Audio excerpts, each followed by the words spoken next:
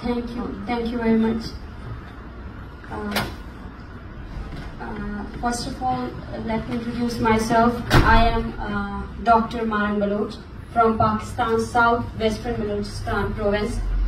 I am very delighted and honored to be around some courageous and diverse voices today. I am very thankful to PEN Norway, World Expression Forum, and Utoya Island for bringing together such a diverse group of young activists standing against powerful forces. We will see each other more in Lillehammer, so I will keep my comments brief. I lead a peaceful rights movement from the platform Baloch Solidarity Committee in Balochistan, from a corner of the world that remains unknown to the outside world. The area I belong to has been reeling from violence and insurgencies for the last 7 decades. During these last 2 decades, in the name of counter-insurgency, operations and peace, a large number of young men, mostly students, engineers, doctors, political activists and journalists have been forcibly disappeared by Pakistani security agencies.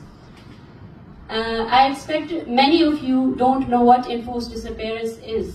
Enforced disappearance is when your own government and the security agencies abduct political activists and the vocal voices and don't present them in any courts. They have been detained in the detention centers, tortured, and their family didn't know about their whereabouts, not for days but for years, even though there are cases who have been enforcedly disappeared for decades, and the family didn't know that their beloved ones are alive or dead. So that's mean definition of enforced disappearances, and it's been illegal in you can say in any state, and in UN Human Rights Forum it's been illegal, but still till today it's being practiced by the fascist states, by the oppressor states like Pakistan. During these last 2 decades, in the name of counter-insurgency operations and peace, many of our assets have been forcibly disappeared, and then their mutilated bodies were found in Balochistan. They were being killed in detention centers. And so that's a form of extrajudicial killing that our government has been doing. Unfortunately, the exact number of disappeared is unknown, as the state has not allowed international groups such as the United Nations or Amnesty International to investigate the nature of this human tragedy. When local activists, right groups tried to document the number or raise their voices, they themselves were disappeared. It is very difficult to tell these stories of victims of forced disappearances, but you have to search and research. And I request you all to have search and research what is happening in Balochistan, a Pakistani province, because what they have done, I see that they have disconnected us. Those who believe in human rights, those who believe in humanity, with their power and with the use of the technology, they have disconnected all those good people who want peace for all of the humanity. I have been campaigning against enforced disappearances for more than 10 years, starting when I was a teenager, because I myself am a victim. My own father was disappeared by agents of Pakistani state in 2009. He was killed and his bullet-riddled body was found in 2011. When I was at 10th standard, and that was the day when my result was announced. And that day I found the body of my father. My younger brother was disappeared when I was doing my graduation in medicine in 2017. I campaigned and launched rallies for him in Balochistan. After 3 months he was released, but my case is not exceptional.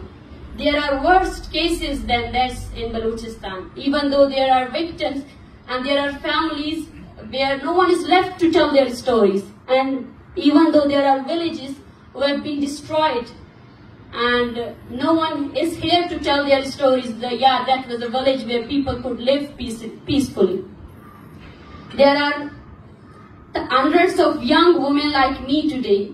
I at least know that I am an orphan and my mother is a widow, but there are hundreds of children, teenagers and young people whose fathers, uncles or brothers have been missing for weeks, months and in some of the worst cases, years, and they do not know whether they are alive or not. Together with these youngsters, the majority of whom are women, I have been campaigning and rallying, pressing the Pakistan Supreme Court's Parliament and security forces to release those who have been disappeared or at least present them before a court if they have committed any crime. But Pakistani authorities, instead of addressing our issues, it's very painful that they have resorted to violence. I marched more than 1,600 kilometers in December for over a month and arrived in Islamabad, the capital city of Pakistan, on a cold evening with children and women. We were beaten, charged, humiliated and tortured by police. The controlled media was used to run a malicious campaign against us. On social media, we were abused and trolled by state-backed accounts. Journalists were intimidated and stopped from giving us media coverage. Civil society was pressurized too.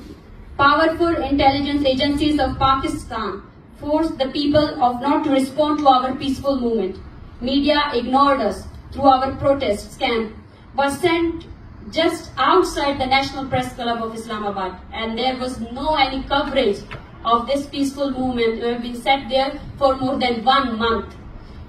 And also I can see that there is still hope, and we are hopeful because those who are behind this violence and those who are using violence, they are less in number. Maybe they have the power of power to rule us, but those who believe in humanity, who believe in peace, we are large in number, and we live in a world which has been created